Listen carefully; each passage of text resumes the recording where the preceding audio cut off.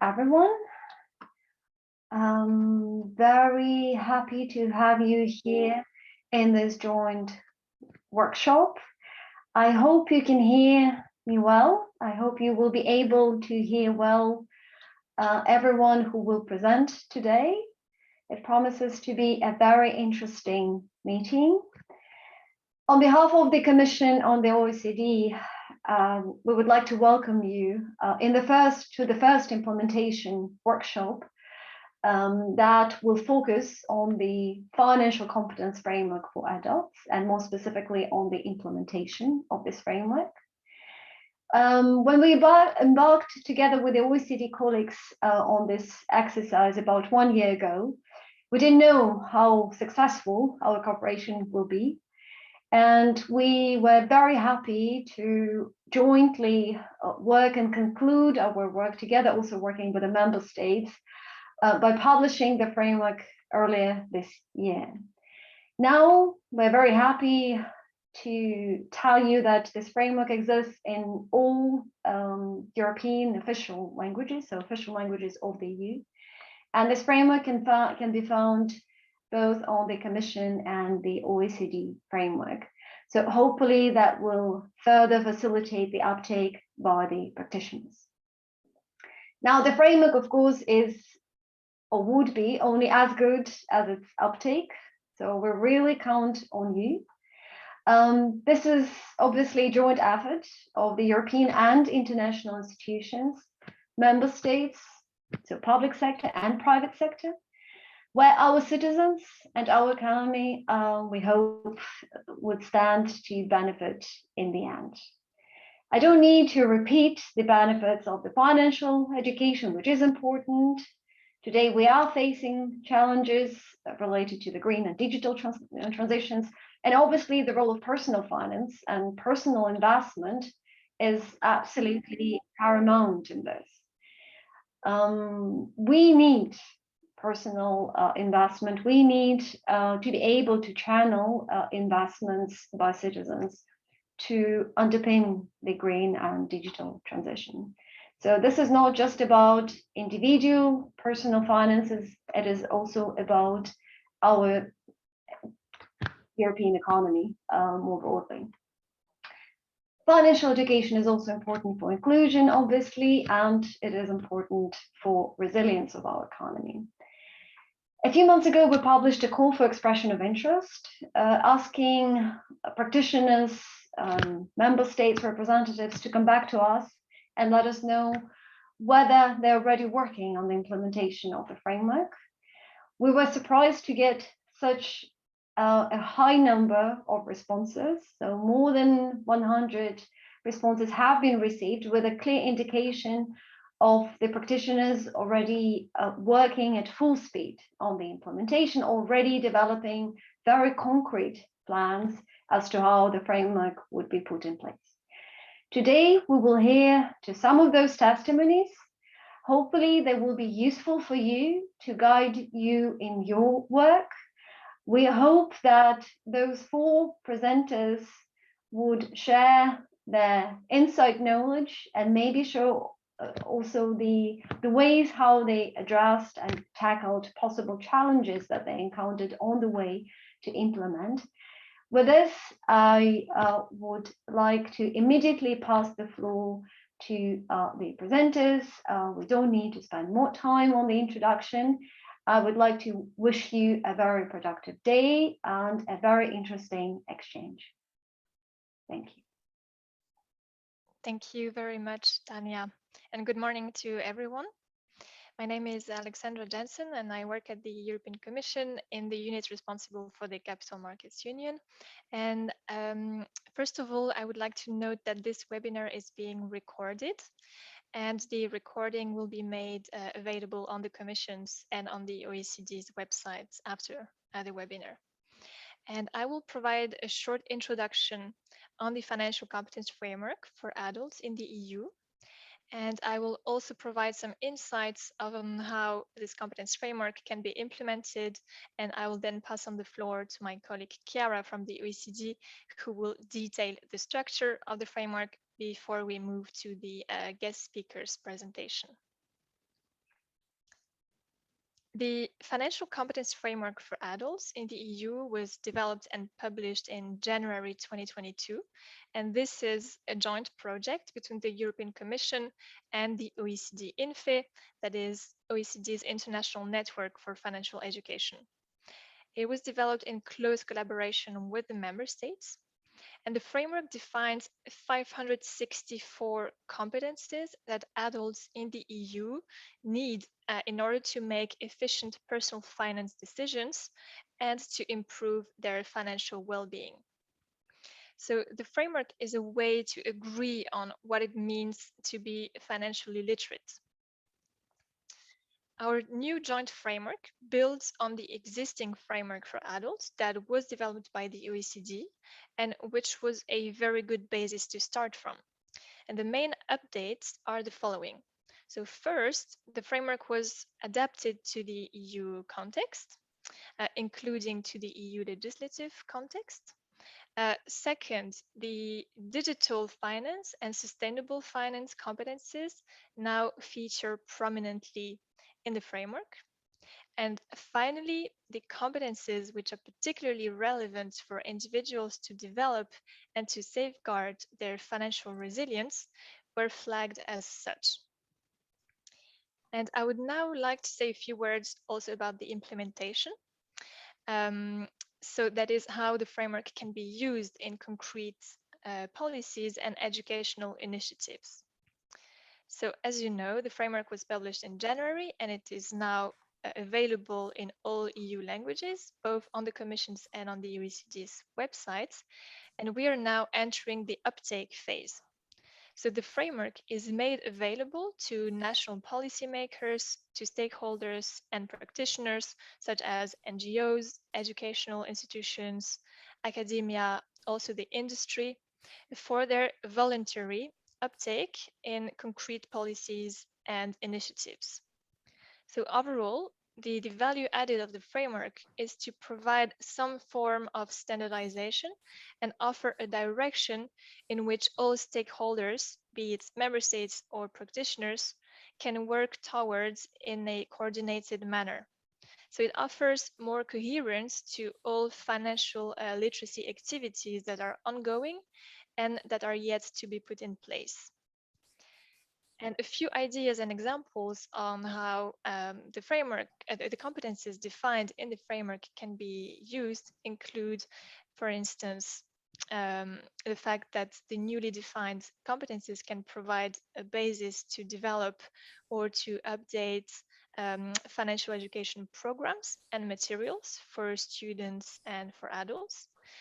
For instance, curricula in adult education, as well as train the trainer curricula for adult education.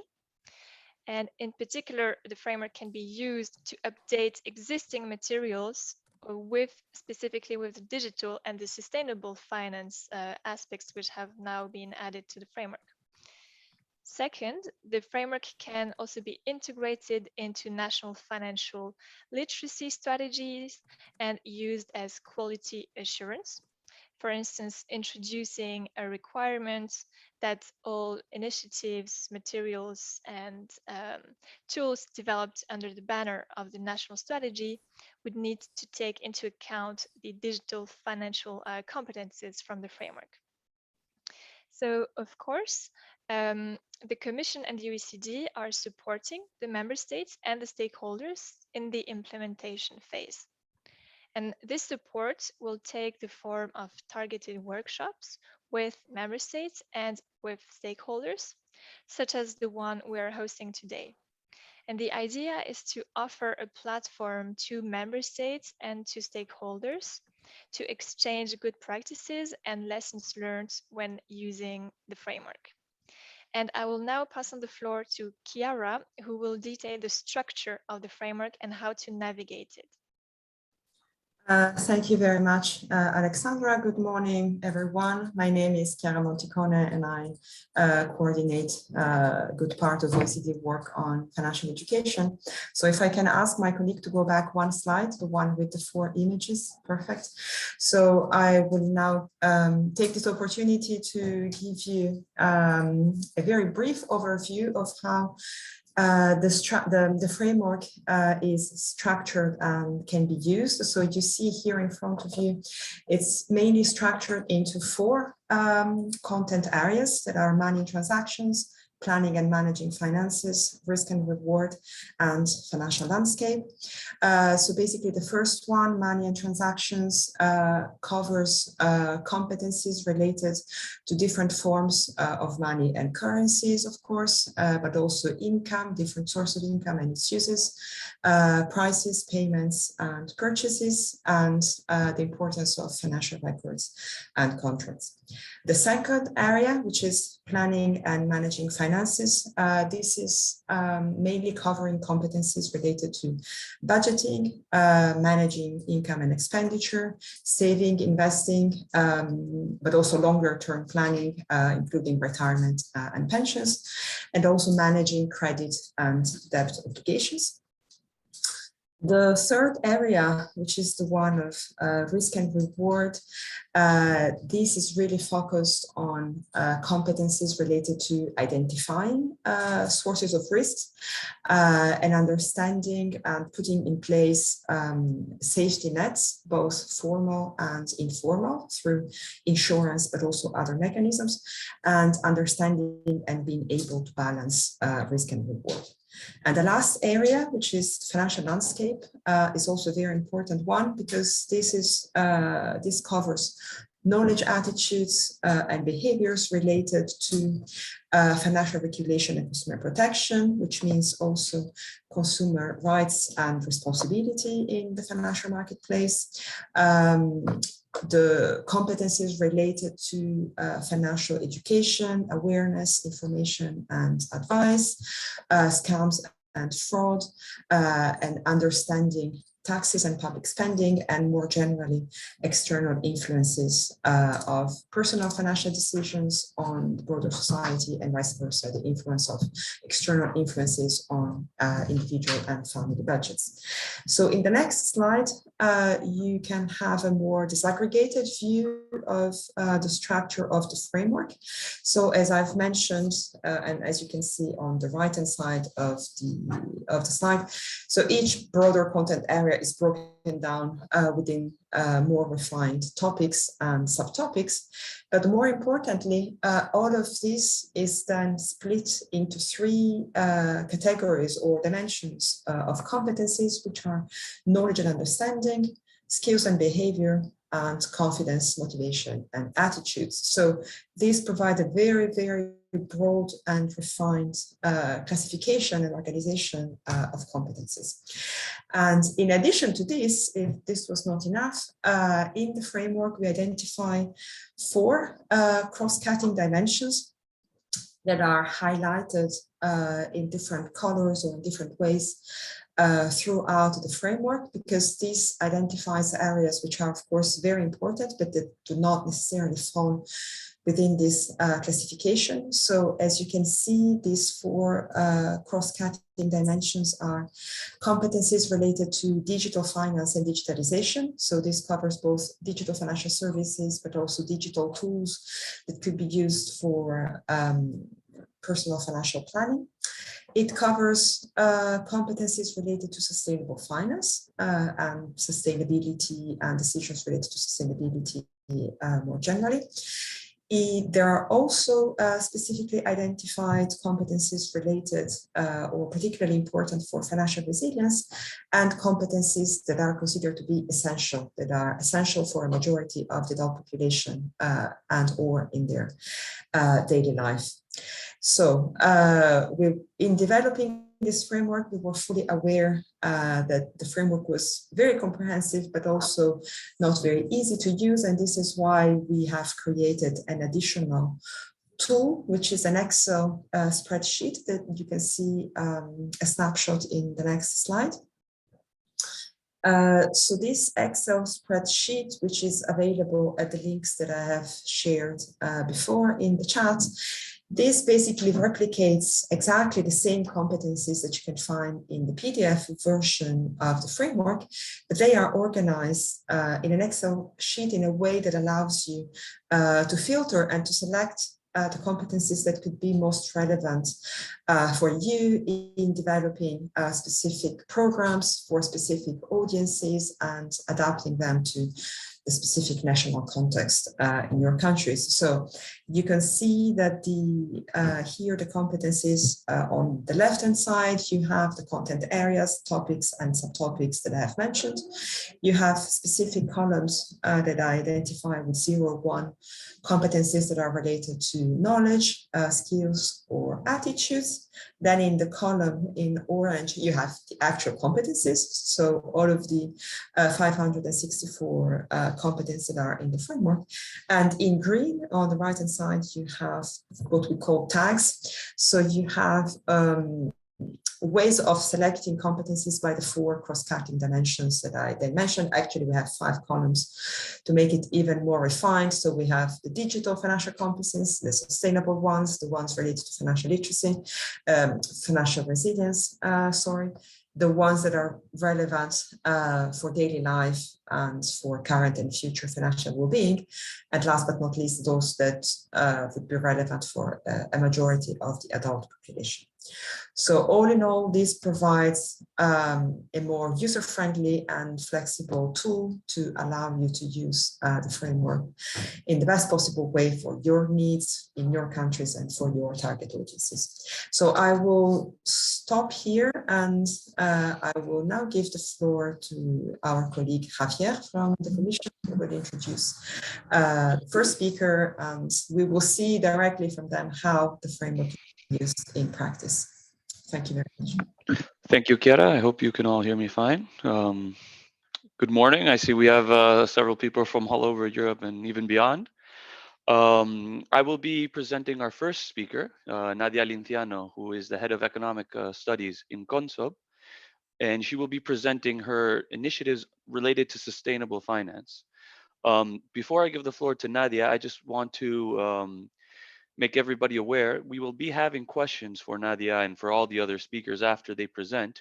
However, we would like you to present your questions through the chat box or through a Q&A rather than giving you the floor directly. So please keep this in mind. If you want to have any questions, please type them in and we will try and ask them to Nadia.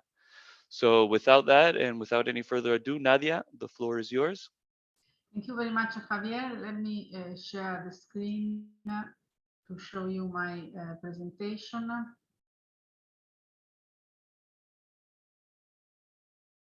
Please tell me if you can see my slides. We can see it fine, Nadia. Okay, so thank you very much to you and to the organizers of the webinar for giving me the opportunity to share with you some thoughts on how we are using the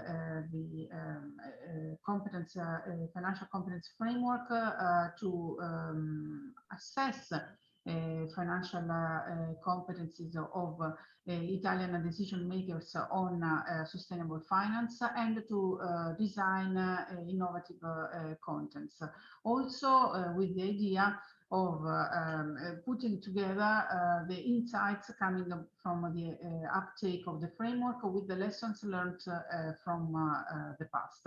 Let me start by briefly recalling the past initiatives on sustainable investments that CONSOB have been undertaken in the last 2 years. We have designed and delivered many self-standing webinars involving and directed to the general public of adults or to specific segments such as women or to youth within structured lessons addressed to university students.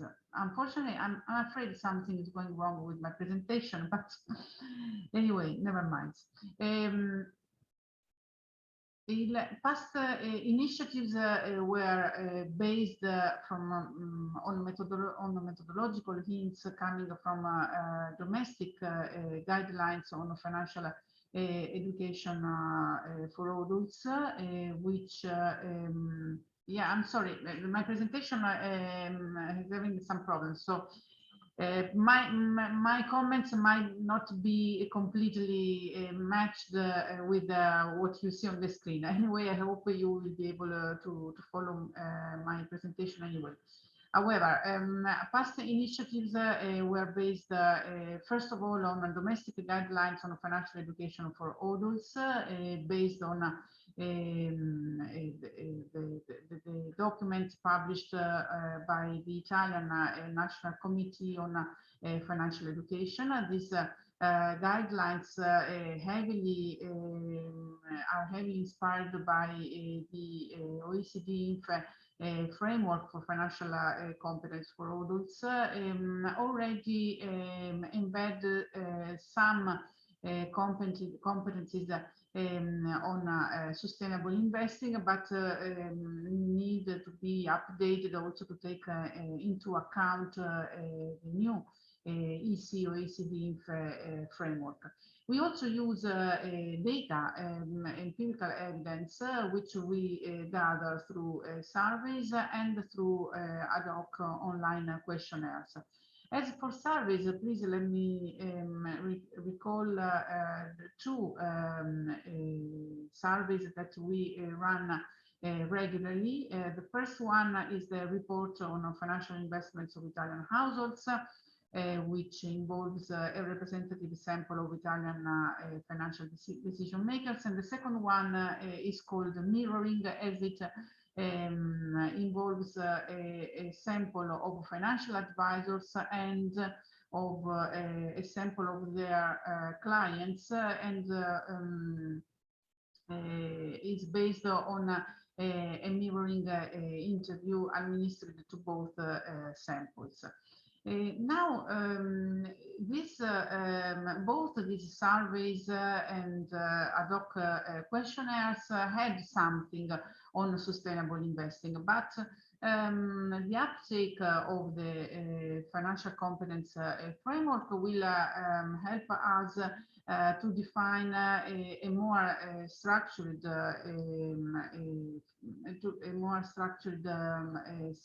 surveys, a more structured elicitation and gathering of data on sustainable finance competencies of our beneficiaries of our financial education initiatives. So what we have been doing in order to uptake the financial competence framework, first of all, with the specific reference to sustainable finance, we identified the competence that we deem as relevant to CONSOB meet, and in particular we picked the competencies from the three areas you see in the slides: planning and managing finance, risk and rewards, and financial landscape. Then we also filtered the competencies by proficiency levels, as we are planning to deliver financial education initiatives both to unexperienced and experienced individuals. What I really find interesting is the possibility to filter competencies by the three dimensions of awareness, knowledge, understanding on one side, skill and behavior on the other side, and finally confidence, motivation, and attitudes. This really, this is really in line with the approach that CONSOB has been adopting in the last years when designing its financial education initiatives, that is to take into account that initiatives have to deliver both contents, hard knowledge, so to speak, but also have to deliver hints and guidelines concerning the decision-making process. And so the fact that the financial competence framework allows to filter competencies by these three dimensions is key to this end. And finally, we are including using the competencies identified through this filtering process in our surveys and in the design of our content. So let me say that we find the Excel version of the framework extremely useful. It is very helpful in identifying the competencies one wants to focus on by once the target is chosen, in this case, sustainable finance competencies. As for the content area, planning and managing finances, for instance, we choose the topic 2.4, that is investing, and the subtopics choosing and diversifying investments and sustainable investment. And the same type of process, we went through the same process with respect to the area risk and reward, where we identified as relevant topics 3.1 concerning the identification of risks, and 3.3 concerning the balancing of risk and reward, while as for the subtopics, we picked all of them. And finally, as for financial landscape, we picked all topics and all subtopics. So after having identified the set of competencies that we want to assess and then to deliver within specific financial education programs, we started to review the structure of our surveys. Now, for the sake of time, I will focus on just one of the two surveys I mentioned before, that is the report on financial investments of Italian households, which is run on a yearly basis and is addressed to more than 3,000 Italian households.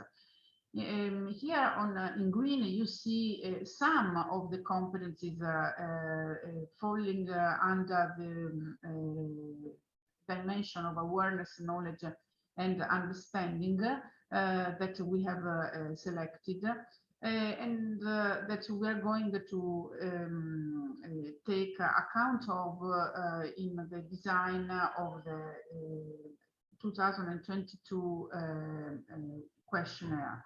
In 2021, indeed, we surveyed only the perceived knowledge of sustainable investments, while in 2022, taking into account of the insights coming from the framework, we will also check whether individuals understand ESG factors, so what is their actual knowledge of sustainable investing, and whether they understand the concept of greenwashing.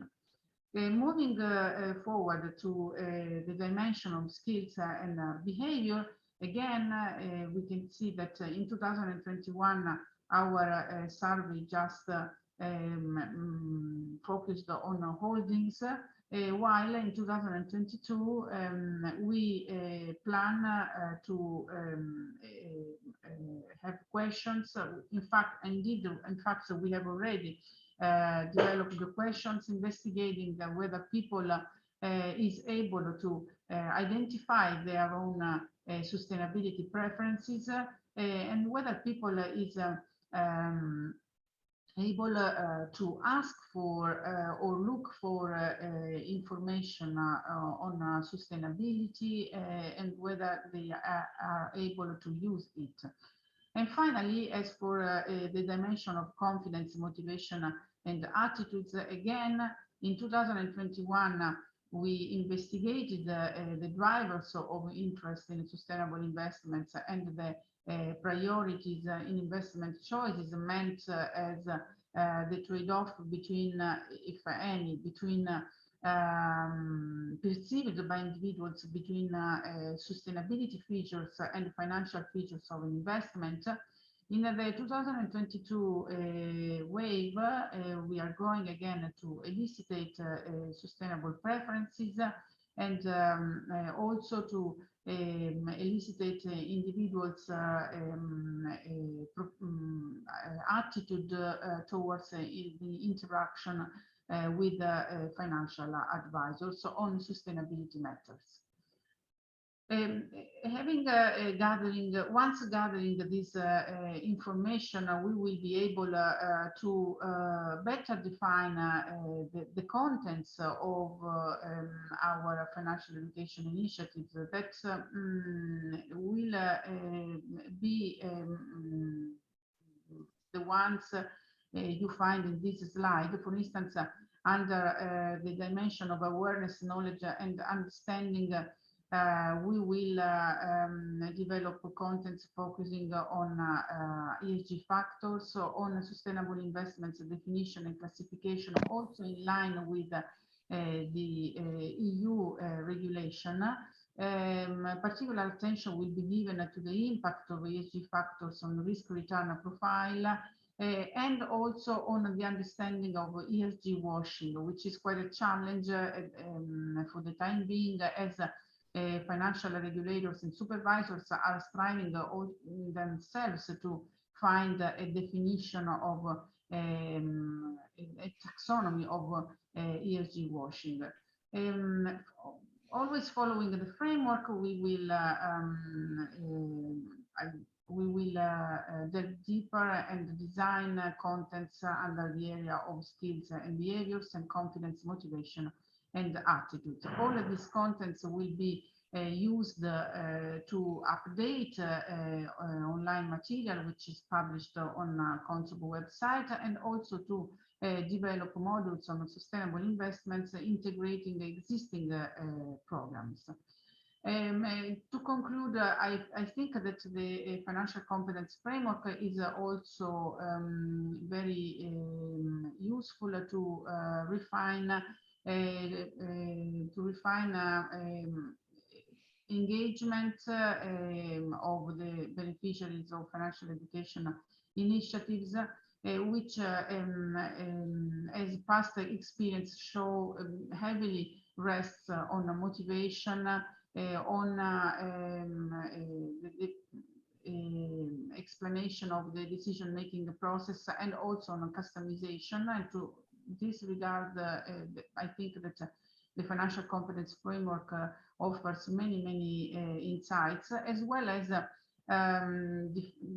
defining the set of financial competencies on sustainable finance will help us to enlarge the set of indicators we use to evaluate progress in financial literacy of Italian decision makers.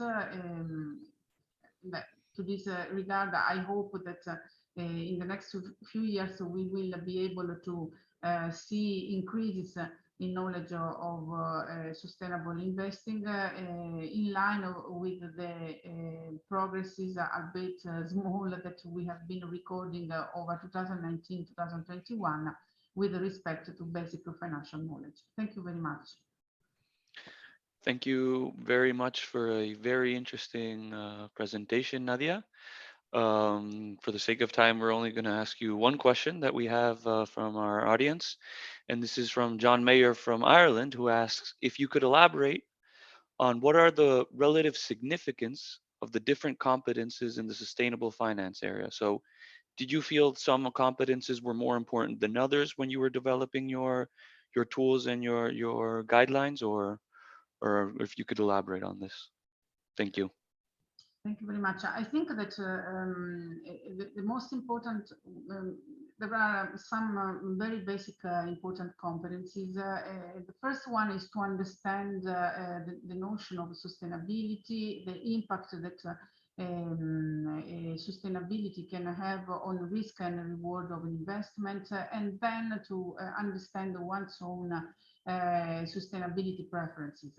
Because the understanding of these basic notions will be key to choose, to make aware choices, investment choices.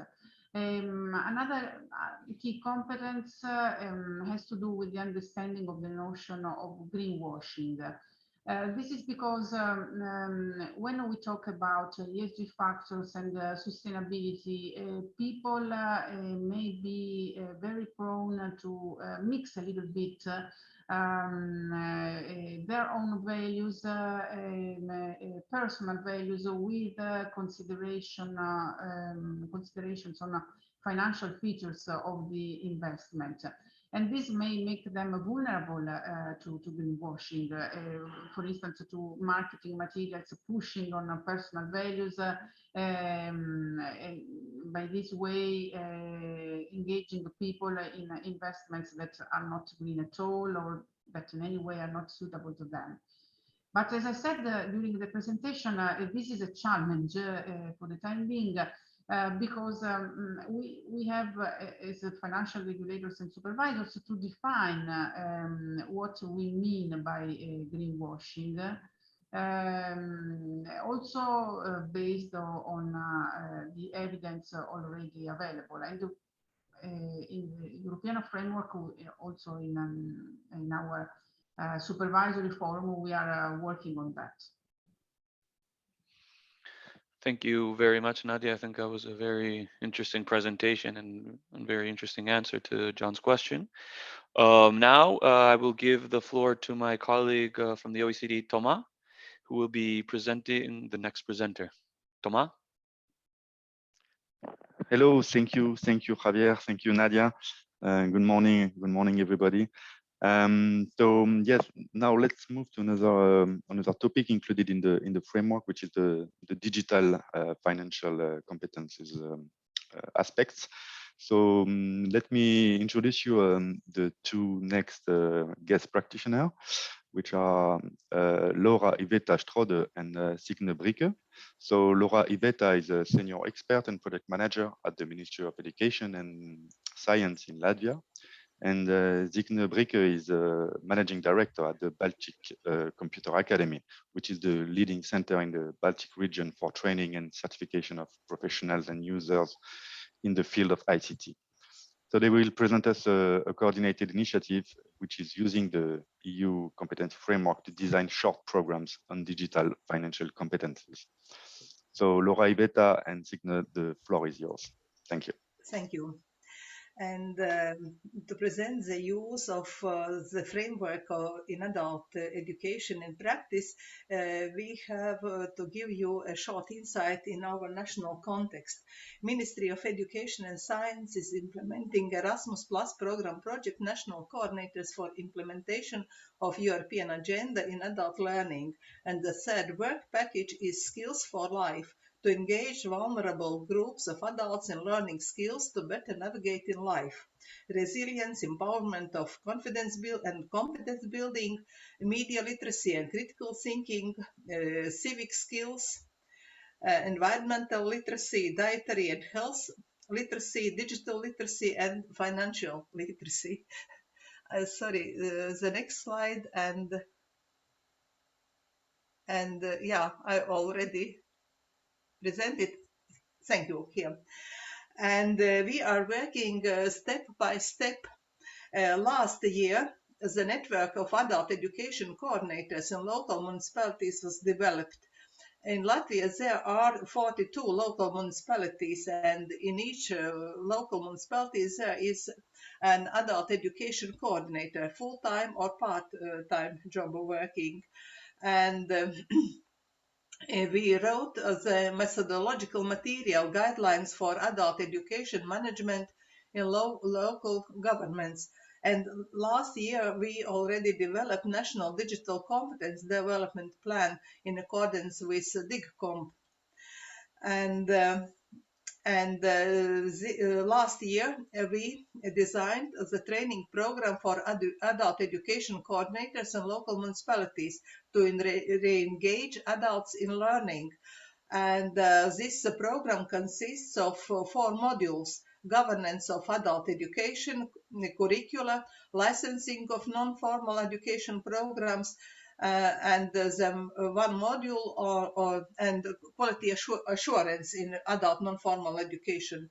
And one module is on reaching, addressing, involving, and supporting adult learners to keep them on the learning path. And this year, we started designing adult education curricula modules, short programs at different levels, skills for life, including digital financial competencies. And the modules will be piloted in cooperation with adult education coordinators in local municipalities, practicing reaching, addressing, and involving skills. And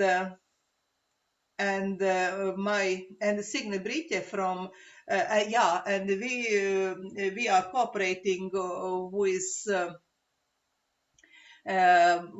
Baltic Computer Academy, which is the leader in the IT sector, and Signe Brite, the manager director from Baltic Computer Academy, will continue about the use of framework to design the adult education curricula. Thank you. The next slide, and Signe. Thank you, Laura. And as Laura mentioned in previous slides, we put forward really certain steps to implement and develop this program. It's to prepare content, to train adult educator coordinators, to provide this program and support trainees after they will finish this training.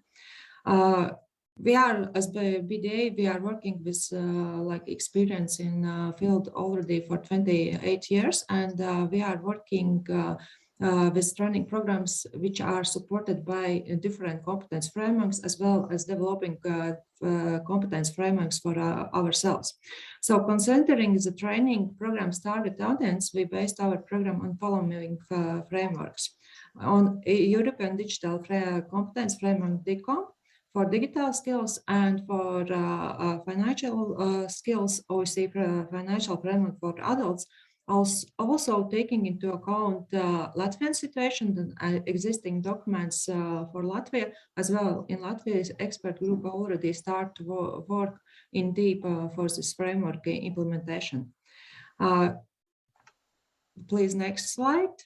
Through the program, we would like to address and overcome those challenges which are the everyday life situation for citizens with low digital skills and low financial competence. You can just put all topics. Thank you. So the most important is to encourage them to use digital services to raise financial awareness, knowledge, understanding, skills, attitudes, behaviors necessary to make sound financial decisions. And if you look on this target group, like no skills or low digital skills, then sometimes it's not only financial literacy problems, but the main issue is digital skills or no digital skills. So they cannot be involved in this financial market. They cannot make this decision because they are lack of the digital skills. As well, we would like to overcome fear and reducing stereotypes about safety using digital services, because we know that it's one of main challenges for these groups. To do this, we understand that we should implement some support mechanisms for those who will provide adult training.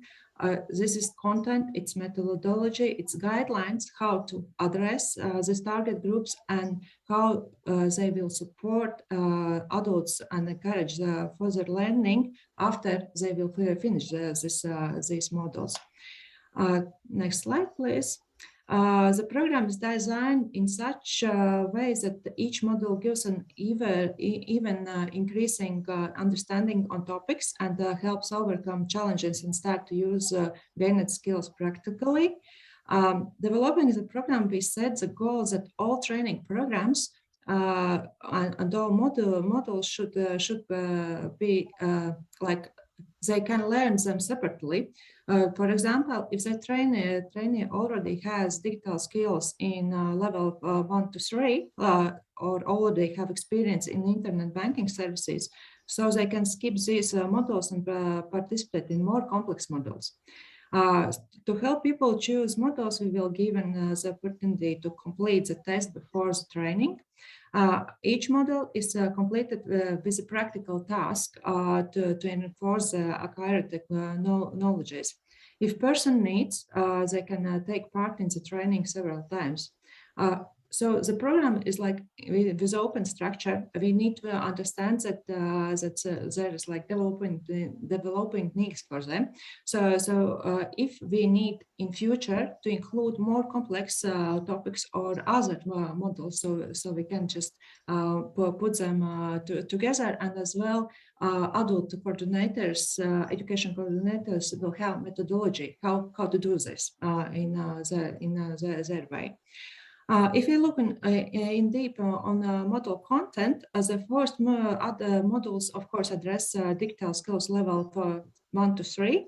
If necessary to raise awareness, it is necessary to raise awareness what services are provided by bank, what benefits people gain in their everyday life situation if they use services properly, as well as give an understanding about different tools which are used for identification as well as banking services, because we talk about target group with low or no digital skills. So there's like big gap between the understanding what is banking, what is identification, what is digital signature, and other tools which we are need to use if we are financially literacy, how this level. One of the biggest concerns is security, so it's important to address this topic. In general, all models includes both digital skills and financial literacy in different combinations, and we identified relevant competencies to one or more areas, and I can say that for now, the program addresses money and transaction. I think that overall in all this area, planning and managing, but we are focusing just on one topic, pensions, and really in small things, financial landscape. But overall, it's digital financial competencies, financial resilience, and essential competencies for everyday's life and everyday's skills. And this is main our focus. For now, we are developed curriculum. Now we are working on content. We will include and work really close with adult education coordinators to define and the target audience needs and more in depth. And of course, we will include also different experts from field who will help with financial competencies, with banking services, and such topics. So I think that after half a year, we can just say more about the results and how our program was implemented and what results we can get. So thank you.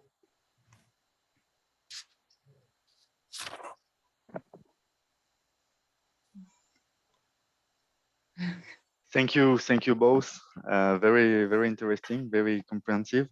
So I think we have a question from the chat on about the delivery channels that you are using, whether it's delivered online or in person or in blended. It's a question from Colleen Dubbe. So if you would have an answer to this question. Both. Yeah, now we are practicing. It's another activity. We are practicing first aid the Latvian language courses for Ukrainian refugees, and we are practicing this online courses. It goes very well, and we can use this experience in. We also future.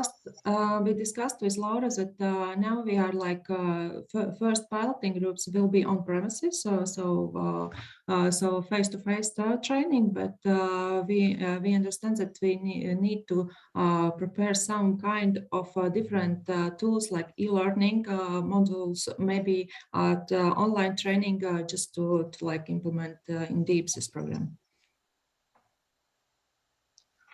Okay, thank you for your answer. Maybe another question that just arrived on the Q&A box. Is your program adapted to the elderly people who have never used the internet or any digital item in their life? The question, the answer is yes, because as I mentioned, the main focus is on this no skills or low skills the target group. So we develop these first two models in keeping in mind that there's people who never used internet, never used computer, and so they start by step, what is computer, what is internet browsing, what is services, what is safety. So it's really like first steps how to start to use the digital tools, and then go in depth to increase this also financial independence, financial understanding. What benefits I gain if I can do all payments online, not using banking services, not going, for example, for some support post or something where I need to pay for this additionally. Thank you for your answer. And maybe I'll see maybe a last question from the chat concerning, I think it's maybe broader concerning the evaluation of such initiative.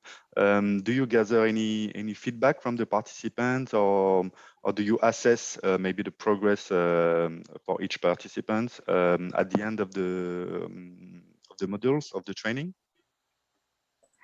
Laura just saying yes, we are doing this, and of course, as I told that this program is open with open structure. So we are piloting first groups, and then we are trying to find what kind of maybe topics we need to change, what kind of methodology or methods we need to implement to just achieve better goal of this program. And as I told, firstly, we organized this team, national adult education coordinators in each municipality, and they are making their own teams, local teams, to implement these programs. And we know that a supportive mechanism is very needed. How to, as I told, how to reach, how to support them, and how to keep them, and how to get them on the path, on the learning path. It's a part of the program already.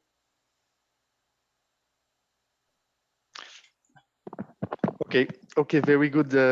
Very good. Thank you very much to both of you. It was really interesting.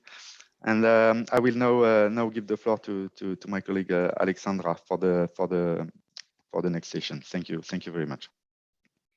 Thank you very much, Thomas. I am now very happy to introduce the next session. We are delighted to host Mrs. Catherine Bourrin, a member of the management board at the Luxembourg Bankers Association, and Mrs. Jessica Thirion, financial education advisor at the Luxembourg Bankers Association.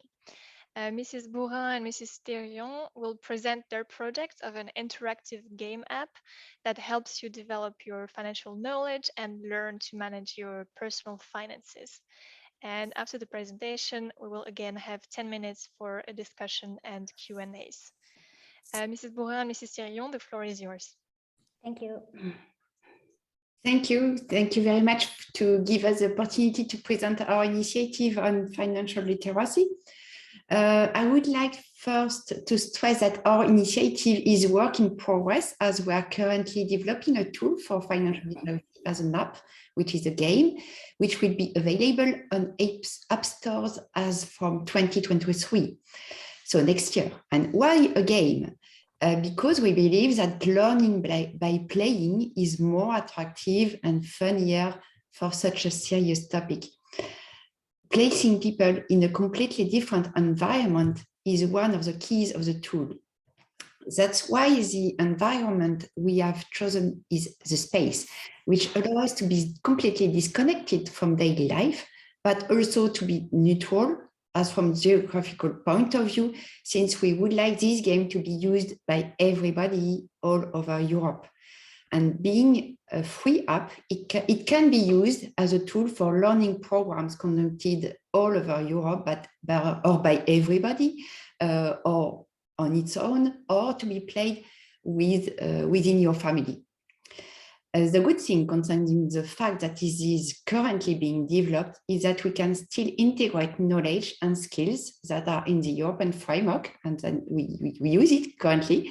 And as it is digital, it will always be adaptable in the future. So I will hand over to my colleague Jessica, which will speak about the objectives. Yes, thank you, Catherine, but you already mentioned some of them. So the objective of this digital game, for which we have not yet found a name, is to provide a dynamic, easy to use tool for all European citizens. Thanks to this new digital support, children, teenagers, and adults will be familiarized with the various financial and banking concepts so that they can feel more comfortable in all matters related to money. The tool will challenge the knowledge and behaviors of the players with regard to financial literacy through different kinds of quizzes or challenges. This dynamic approach will strengthen the consumer's knowledge and improve the skills and competences that will help consumers to better understand the different concepts of finance and banking and take the appropriate decisions. A database of key concepts and knowledge resources will be available at any time, allowing the player to check definitions, procedures, and tricks and tips to adopt the wise behavior. So as Catherine mentioned it, through this process of gamification, the game will facilitate the acquisition and understanding of financial literacy concepts. So what about the audience? Next slide, please. Yes, next slide.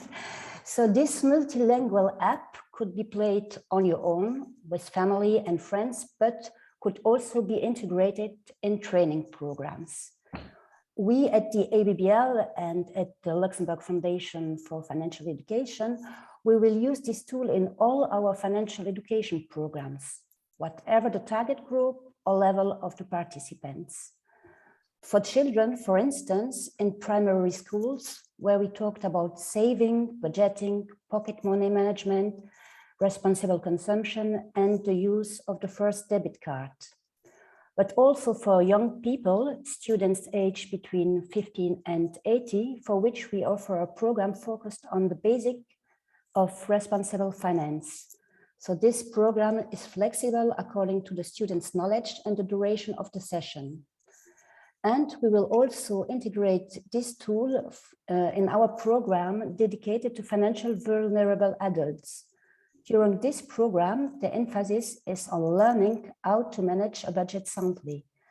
Topics such as opening a bank account, means of payments, loans, risk, savings, for instance, will be covered.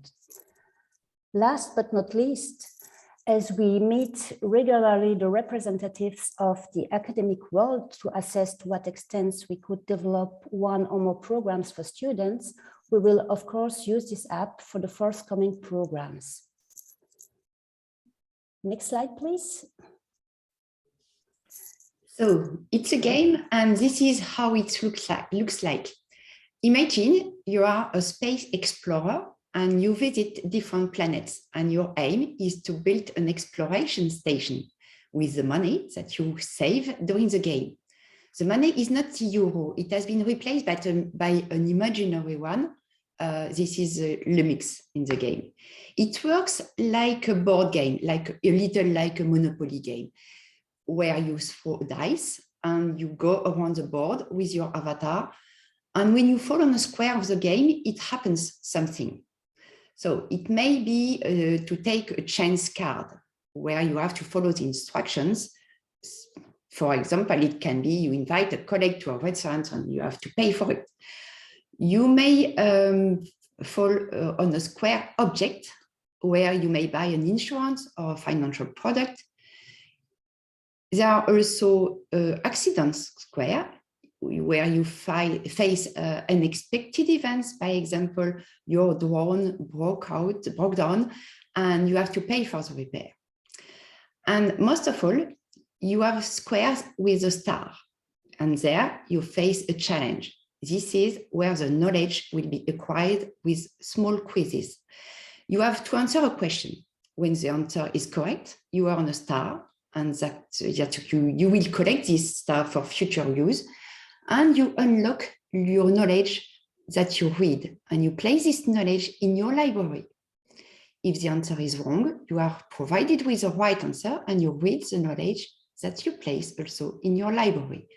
But in that case, you can't win a star. When you finish all the knowledge of one planet, you will win a reward, and you are also allowed to travel to a new planet. A new planet is a new topic, in fact, and you will see further the list of the topics, so the list of the different planets. Next slide, please. So this is to summarize the process. You receive a salary each time you go through the start square, but you have also to pay the bills and charges if you do not have done so previously. Energy, accommodation, food, and so on. Unplanned items are both the change and accident squares and cards. The challenge is to acquire the knowledge, and obviously the fixed expenses are the bill, the rent you have to pay for your accommodation, and so on. We find the strategic side of the game with the process of construction of your exploration center.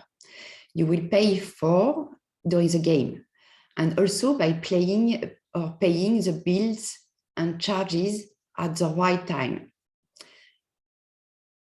And also concerning savings, you may set aside money for future expenses in the game for unexpected events or for the construction of the exploration center, which reflect in fact the real life.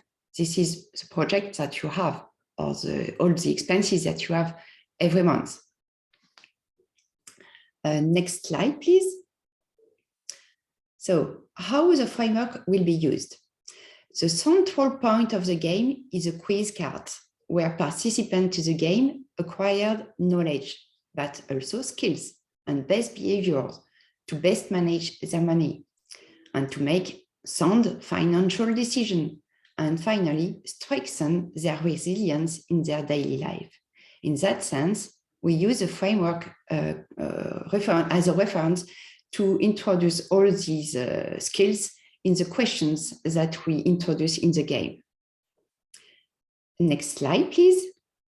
So there you find the different topics, which are in fact the topics of mostly the topics of the framework area. We begin with a planet which is dedicated to the role of the bank accounts, and money and currencies. Then you move to another planet, which is a big one because it's budgeting, savings, or indebtedness or over indebtedness. This is prevention after all. And then you can move to the other planet, which is payments and money transaction. You have also everything related to fraud and cybersecurity, loans, investment, money laundering also, because we want to be comprehensive due to risk of money mules. Also crypto assets, risk, so it's dedicated to insurances, retirement at least, and responsible finance. We have also a miscellaneous topic which give explanation about taxes, dispute resolution, or illegal work, contracts, etc. So in a nutshell, all the content area and most of the topic and subtopics of the framework will be covered in the game, as we want it to be a comprehensive tool. Next slide, please.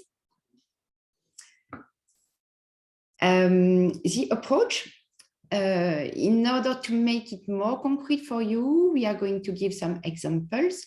For the saving topics, we explain the role and importance of saving buffers, the concept of interest rates, but most important, to prioritize the expenses, and how to best manage saving will be acquired through the process of the game in the strategy to build the exploration center.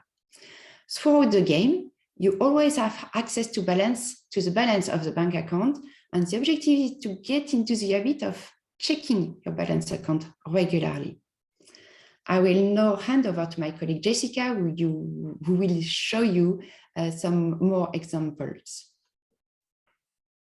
Next slide, please. Thank you. So I will show you a concrete example, but first of all, I would like to remind you how it will work. So after having chosen one or more topic, the duration of the game, the level of difficulty, the player will move on the game board. So regarding the quiz process, the player must answer a question on one or several selected topics. So each question will suggest a multiple choice answers, and whatever the answer will be, it will have access to the correct answer and the library of knowledge. If his answer is right, the knowledge will be unlocked. As you see in this example, this is a question with a level considered as essential. We've got 3 different group of levels, so essential, advanced, and expert one. And in this case, you will see that the knowledge of this topic is related to different topics because some subjects are being cross-cutting. So the concept of automatic debiting, for instance, is linked to payments, but also to managing finance, which are in the area framework.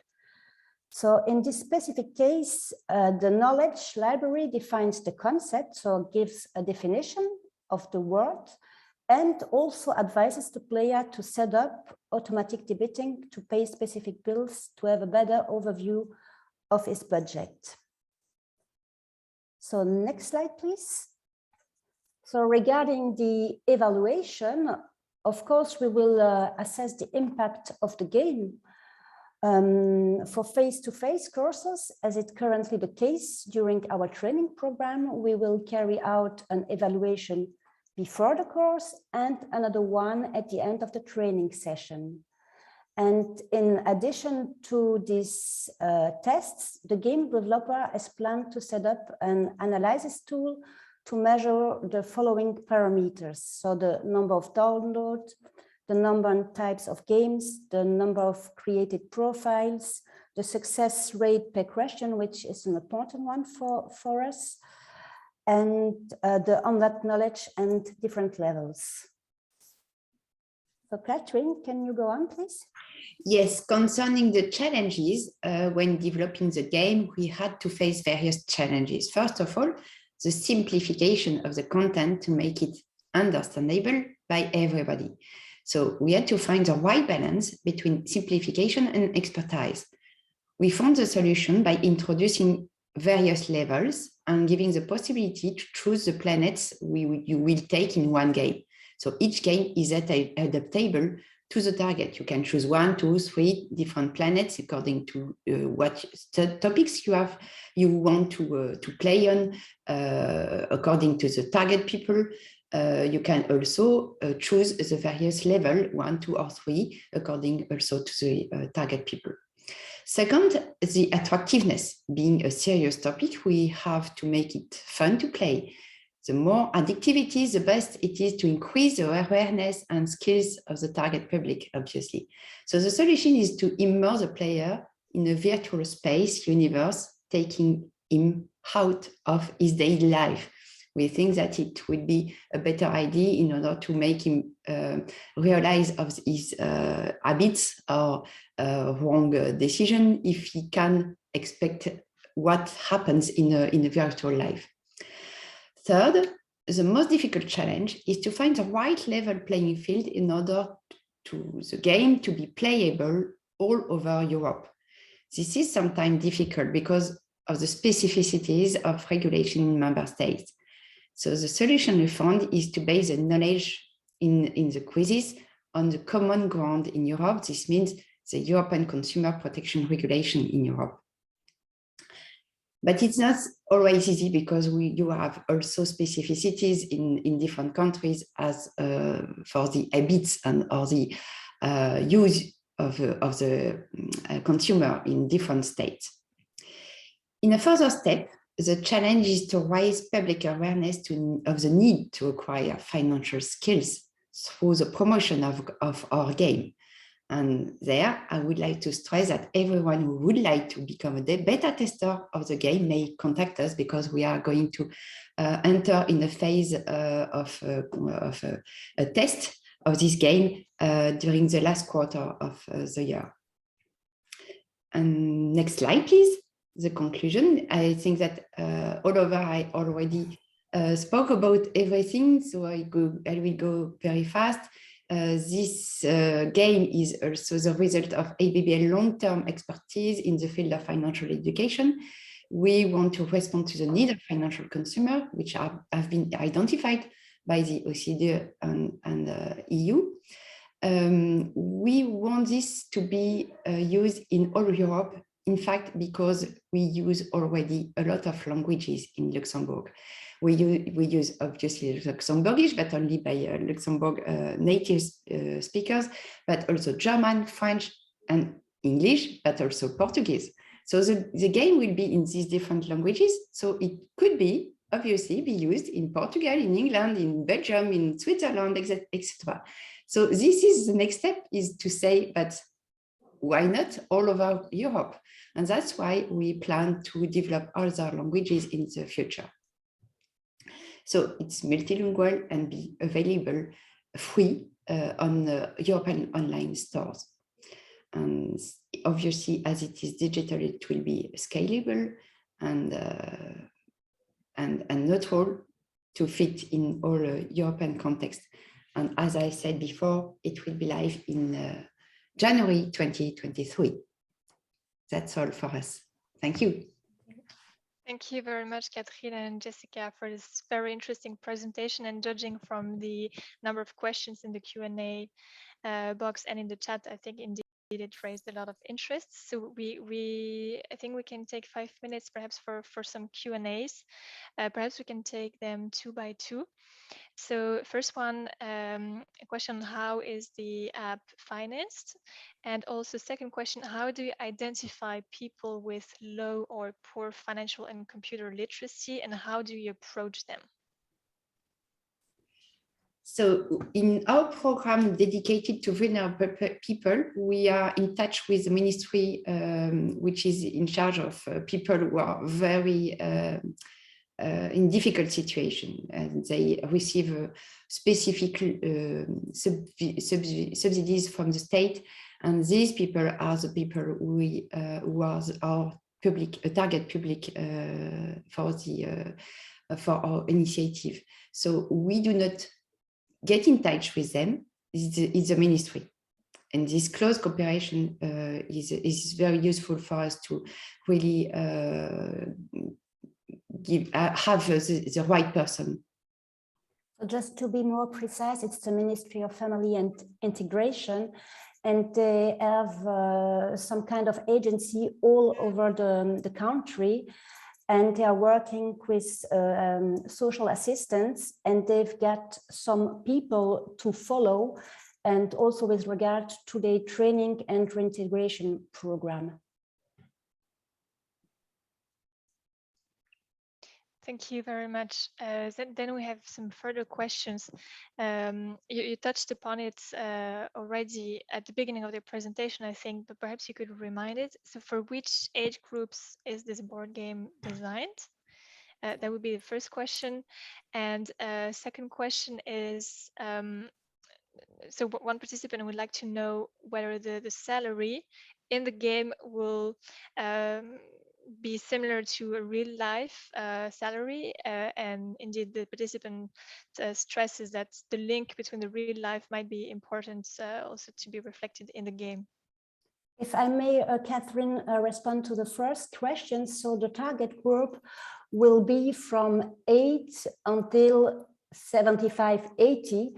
But with regard to our programs, the first program we talked about is the Work van de Zon, which takes place during the Money Week. And this program is dedicated to children aged 10 and 12.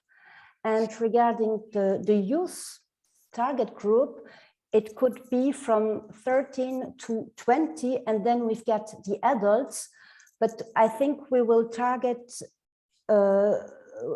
this kind of population in subgroups, so students, people who just begin to work, active newcomers, and maybe elderly people.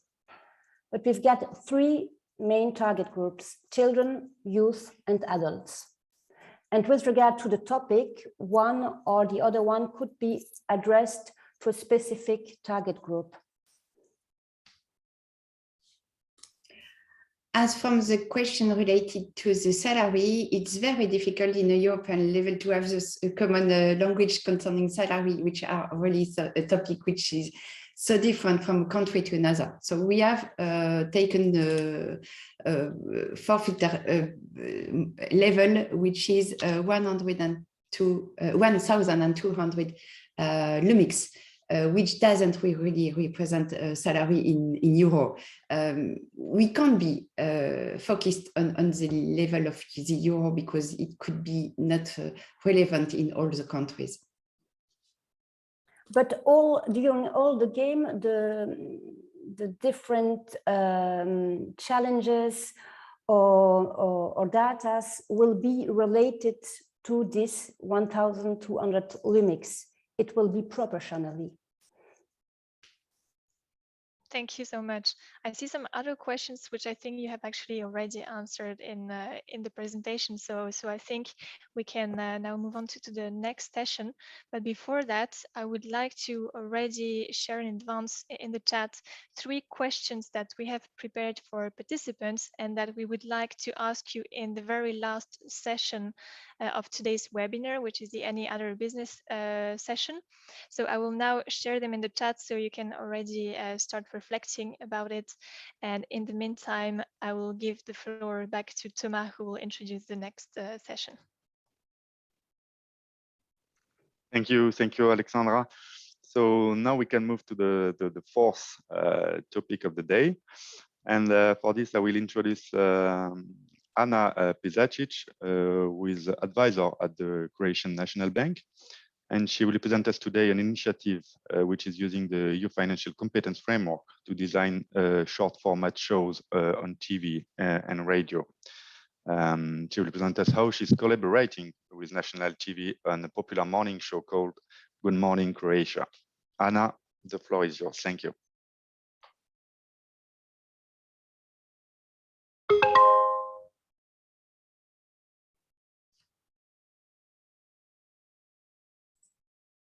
Sorry. First, I would like to thank to the European Commission and the OECD INFA for publishing financial competence framework for adults and translation it in all official languages of European Union, including Croatian. So in addition, I would like to thank you for the opportunity to present the work we do in Croatia with emphasis on 2 significant projects for us in Croatian National Bank. Weekly short radio show ABC of Finance, and bi-weekly minutes for financial literacy on national public TV within the most watched morning TV show Good Morning Croatia. As you can see, the name of my presentation is using the financial competence framework in the design of short format shows. So the short format shows means that their duration is approximately 10 minutes. So please, next slide. In next 10 minutes, I will shortly present your level of financial literacy in Croatia, tell you more about few key milestones at national level. And after that, I will talk about key topic, how we use financial competence framework in the design of TV and radio show for short format shows. presenting you the case study on cooperation between our central bank and National Public TV Service in this breakfast, so-called breakfast TV show, Good Morning Croatia. And after that, I will gladly answer on your questions. Next slide, please. Let me present you for the beginning now level of financial literacy in Croatia. The first collection data in Croatia regarding financial literacy of adults while using international relevant instruments through a coordinated exercise was done in 2015. So in 2015, Croatian National Bank, Croatian Financial Service Supervisory Agency with the Ministry of Finance participated in second international survey of financial literacy using the OECD INFED toolkit to collect cross-comparable data. As you can see on your screen, our results was not too high. In the summary of the report, it was pointed that Croatia needs to target knowledge and behavior to ensure the population understand the principles of financial literacy and become more active money managers. So 4 years later, in next cycle, in 2019, although our scores in these two areas did get better, there was a lower, unfortunately, result in attitude. So we believe that better scores in knowledge and behaviors are a result of overall activities that are done on national level. As you can see, in the meanwhile, Croatian government adopted first national strategy for financial literacy, and last year it was adopted the revision of the strategy. So the strategy defines the work of operational working group coordinated by Ministry of Finance. And in 2018, all stakeholders adopted the memorandum of cooperation for enhancing financial education and financial literacy of consumers. Since that year, Croatia also participated in 5-year OECD INFE Technical Assistance Project on financial education in the constituency program of the Netherlands Ministry of Finance. And under this project, it was conducted the second cycle of measuring financial literacy in Croatia that I mentioned that was happening in 2019. Next slide, please. So one of the questions in this survey in 2019 was which institution would you trust to receive financial education from? And 32% of people answered the central bank. Next slide, please. So with this awareness of the public trust in the central bank, we have expanded our activities beside large student debate, which we had educational lectures, video materials that we put on our YouTube channel, brochures and leaflet, to these activities that include the appearance of CMB representatives, first in the radio show and then on TV. So the ABC of Finance is a radio show produced and broadcasted since 2019 in cooperation with Croatian Catholic Radio. So this is popular radio at national level. Once a week in prime time for radio station at 4:30 p.m., Croatian National Bank representative talk about relevant topics related to financial literacy, and representatives of another financial regulator, HANFA, also took part in some episodes, representative of Croatian Mint also, and so on. One interesting information is that today we will broadcast 92 episodes. And given the large number of episodes broadcasted so far during these 3 seasons, we are very thankful for the tool we are talking about today. ABC of Finance essentially cover the same areas of as FinCom, while using a similar concept of thematic units, but not necessarily in the same order. So therefore, FinCom is very useful tool to us. With a wide range of topics while we produce relevant content and information to consumers and public. Please, next slide. And why did we decide to go with a similar project on public TV? Well, public in Croatia still has a significant habit of watching television, as you can see on screen. These are data from 2021. And in addition, according to the OECD survey from 2009, we were the third nation in the world regarding the time spent watching TV. And another important reason for us is the budget for the project, especially because our project is broadcasted on the most watched TV channel in the state by official measurement of relevant agency. And since it is a collaboration between Central Bank and National Public TV, we can say that project has low cost and high reach. On your screen, you can see screenshot from one of our shows. Next slide, please. And now a few words about the show. So Good Morning Croatia is so-called breakfast morning TV show with a wide audience. It is a type of news or infotainment television program that broadcasts live in the morning from Monday to Saturday. And during working days, the show duration is 3.5 hours. The important data is that it is the most watched morning show on the Croatian television market, with share from 20 to 45%. And that means that 1 of 5 or 1 of almost 2 persons sometimes who are watching television in that moment are watching this show. So a wide audience means that show watch people who are getting ready to work or those who work in the afternoon shift, people who stay at home for some personal reasons and so on. So information are available to population with lower income also because it is public TV, it is available for free, it's not pay-per-view TV. And show also has a long reputation, and last week it celebrated 30th anniversary. So since autumn 2021 until now, every second Thursday we broadcast our financial literacy minutes regarding all relevant topics from consumer rights, saving, payment, banking account, internet and mobile banking, and credit, of course. As you could see on the beginning of my presentation, we have a lot of financial literacy areas where we expect progress in the future. Until now, we had 16 episodes. They on average lasted 10-15 minutes. ABC of Finance is usually 8 until 10 minutes. And we do not evaluate impact of individual episodes because we don't have resources for it. Our evaluation is the number of the episodes. And although we are aware that it would be better to monitor the impact of individual TV episodes, our budget is one of the reasons why we plan to see only the overall impact of on future levels of financial literacy.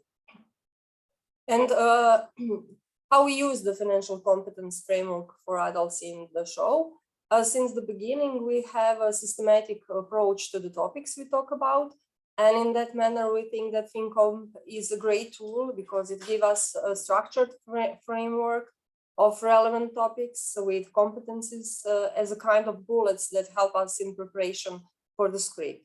So every second Thursday in financial literacy, we talk about one thematic unit in a similar way as it can be found in FinComp.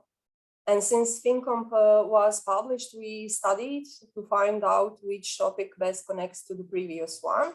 And after selecting the content area, topic, and subtopic, we prepare scripts for the show in line with the expected competencies. So we prepare questions for the host of the show and our answers.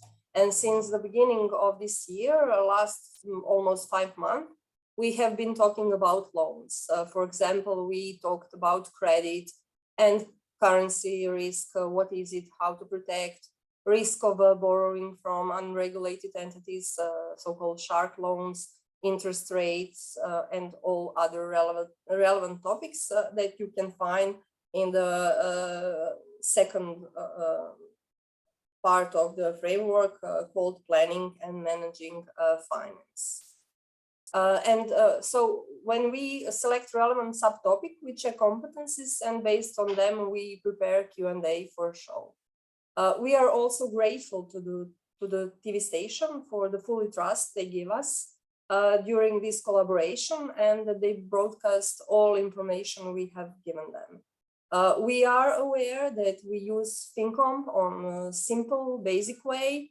So as I said, we search content area, topic, and subtopic to see selection of possible next topic for our show.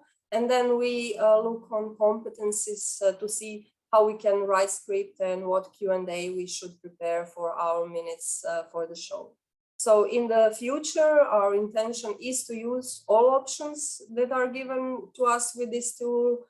And although for now we use only selection within metadata, and then we search the competencies, it is not excluded that in the future we want more use tags for writening the scripts.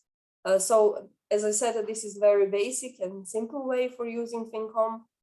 For those stakeholders that have a limited budgets for their activities, as we have, but with a maybe possibility for collaboration with a radio or TV station that offer a free broadcast time. Although I'm a panelist, we will certainly use all information that we collected today on this webinar to improve our work process. Thank you for your time, and I can answer now for your questions if you have. Thank you so much, Anna, for this this broad initiative with a great reach. It's a really interesting interesting channel. I don't see any question in the chat or in the Q&A box. I guess it was really crystal clear. So I will maybe invite people if they have a maybe direct question to contact you directly if they want more details. And otherwise, I will maybe move to the next item on the agenda and the discussion on the three questions that were raised on the chat by Alexandra. So I give the floor back to you, Alexandra and Chiara. Thank you, Anna, again. Thank you very much, Thomas. And thank you very much to all the guest speakers for the very interesting presentations. So we now have some time planned for further exchange and to address the three questions that we raised in the chat. So the first question is whether you have any comments or questions of a general nature. That will be now the moment to raise them. Second one is, in case you have suggestions for topics or areas of focus that you would be interested in seeing addressed in future webinars, that would be really interesting to hear about as well. And third, how do you see the future role of the Commission and the OECD in further supporting the implementation of the new joint framework? So in case you have any comments or suggestions, we invite you to write it in the chat or in the Q&A box. And I see that some comments and questions have already been shared in the meantime. I see regarding question 2, whether there are specific topics that could be addressed in the future, I see that definitely evaluation and approaches to evaluation comes back very frequently. So I understand many of you would be interested to hearing from other practitioners how they approach the evaluation of their own initiatives. So this is definitely something that we take due note of. I saw one question on the unbanked. So how do we approach the unbanked population? So on this, perhaps I can say that the framework itself is really doing this theoretical work of defining the competencies, so the knowledge, the skills, and the attitudes that an adult in the EU should ideally master to improve his or her financial well-being. And then the question of the target groups that you want to address and reach comes into play in the implementation phase. So here, indeed, one could imagine practitioners designing a specific strategy or a specific program to reach the unbanked population. So here as well, actually, this topic that we take due note of for the future. It could be interesting to perhaps exchange some good practices, if there are some already in place, to see how to reach this population. Indeed, I see evaluation coming up again. I will also invite my colleague Chiara to intervene at any point in time. Yes, I'm also watching the chat. I see also a comment about national strategies for financial literacy, adaptation to target groups such as younger and older adults. Indeed, this is something that has come out a few times in the chat today. Indeed, as it was explained, the framework is extremely broad, and we tried to cover all possible relevant target groups within the adult age range, which was 18 and above. However, this is really up to you to take it and use it in ways that are meaningful and useful in your countries to address the target audiences you work with.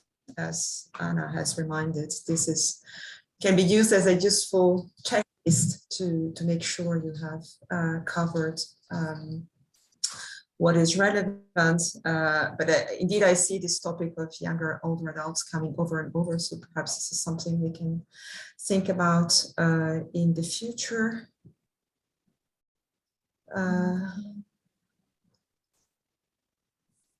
Yes, I see poor people or working with different EU partners.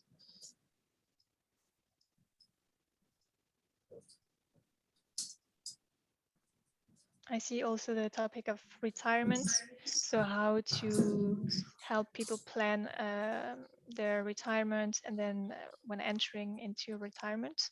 So this is definitely also something. It's also a topic that we take note of. And actually, I feel there are many comments on target groups.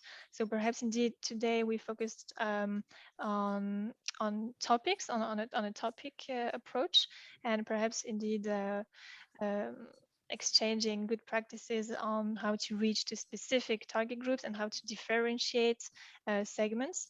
I think is something that is of great interest, judging from the chat and the Q&As. Yes, and related to retirement, I also see a comment related to insurance. All of this is, of course, covered in the framework, and there are dedicated sections to long-term financial planning, retirement decisions, pensions. There is a section on insurance as well. So you can look at this in the framework.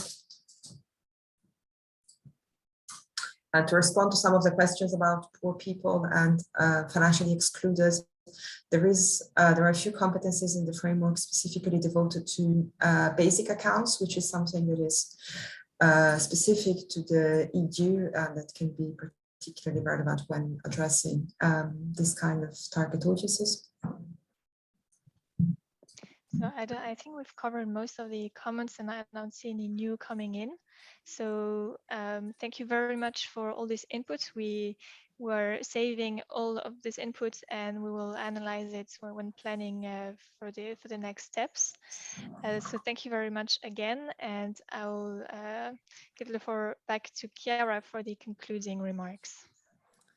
Thank you very much, Alexandra. I have to say it has been a very nice webinar. I felt that the time has passed very quickly. I can't believe we are already at the end of it. So thank you all very much for your very active participation. As it was reminded by Tanya at the beginning in her opening remarks, this is really a tool that was developed by the European Commission and the OECD, but also with very close collaboration with representatives from all the member states, all the policymakers who are responsible for national strategies for financial literacy in the EU, wherever these exist, or with policymakers involved in financial education in their countries. And we also involved selected practitioners from private and not-for-profit sectors who are also extremely active in financial education, as we know. So this has been developed with you in mind, with your possible needs and circumstances in doing your financial education programs. However, this is now publicly available. The tool is now out. It's really now for you to give it a life, to use it in the ways that are most useful for you. We have heard today a very interesting set of examples. It's still a selected number of examples, but I think it was quite representative in terms of different channels, delivery channels. We've heard about basically everything from seminars to TV and radio, mobile apps, webinars, online tools, and everything that is currently popular and being used and most useful, considering also the growing digitalization of finance and of our lives in general. So with this, I would like to warmly thank all of our wonderful ladies. We have not done a very good job in finding a gender representative panel, but it was nice to hear from Nadia, Laura, Signe, Catherine, Jessica, and Anna about what you're doing to reach a very diverse set of target audiences. We've heard about the general population in morning talks and TV shows. We've heard about young people and space explorers. We've heard about how to reach and make sure that important financial literacy messages are delivered in an effective way, also to people who have difficulties in accessing digital technologies in Latvia. So I believe all of this has been extremely enriching. And of course, it's also nice to see how the let's say, horizontal and cross-cutting dimensions that we had initially identified in the framework, such as digital finance and sustainable finance, are indeed being picked up. And it's good to see that you find them useful. It was very nice to hear from Nadia about what is happening in Italy. We know that Consob is extremely active and at the forefront of financial education on sustainable finance. So I'm sure her examples will be of great benefit for all the attendees. So to conclude on the next steps, the Commission, the European Commission and the OECD will continue to monitor how the framework is being used in EU countries. This also addresses one of the questions that I saw at some point in the Q&A. We don't necessarily have plans for a formal evaluation of the framework. Maybe we can think about this in the future, but for the time being, we will continue to monitor how this is being used. We already have plans to continue the dialogue, especially with the policymakers who were involved in the development of the framework to see at national level how this is being used. And that's it. So before closing, I would also like to thank all of the colleagues who made this webinar possible, starting from Valeria and Jenna, who's not here with us today, but also Alexandra, Thomas, Javier, on both institutions. I think it's been great. And as we have heard from your comments in the chat, there is an appetite for knowing more and having perhaps more specialized discussions on more specific topics of how the framework can be used in practice again.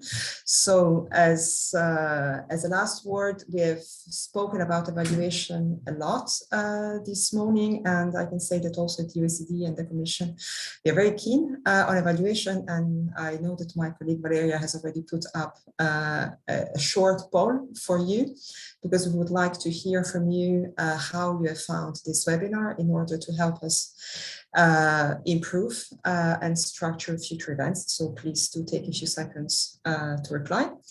And with this, I will thank all of you and also thank very warmly the attendees. It's been wonderful. It's been so active that it was hard to follow your questions. So we have tried to respond to all of your comments and questions, but apologies if we have missed any of them. And I think you can easily find our contact addresses. If you have any further questions, don't hesitate to be in contact with myself or with my colleagues or with Alexandra. Thank you very much and have a good rest of the day. Bye-bye.